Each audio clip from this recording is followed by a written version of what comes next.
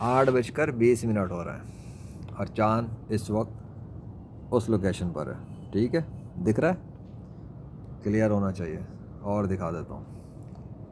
हालांकि चाँद बिल्कुल इस तरह का नहीं है, लेकिन ये कैमरे का ऊपर है। ज़ाहिर है आँख वाला मुकाबला तो कैमरा नहीं कर सकता। अल्लाह की बनाई हुई आँख और इंसान के बनाए हुए कैमरे में फ़र्क होता है।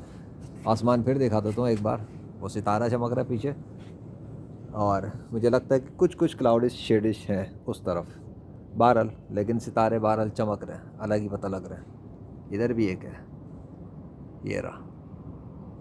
चलो, फ़िलहाल के लिए चाँद दिखा रहा था मैंने कि चाँद की लोकेशन किधर है। बल्कि अब चाँद ही को फोकस रखा जाए तो ज़्यादा बेहतर है, क्योंकि चाँद की मूवमेंट के ऊपर सीरीज़ है। ये कैमरे के ऊपर अजीब सी चीज़ क्या लग रही है? मेरी आंखों का इफेक्ट है या आसमान पर कुछ है? क्या हो रहा है ये?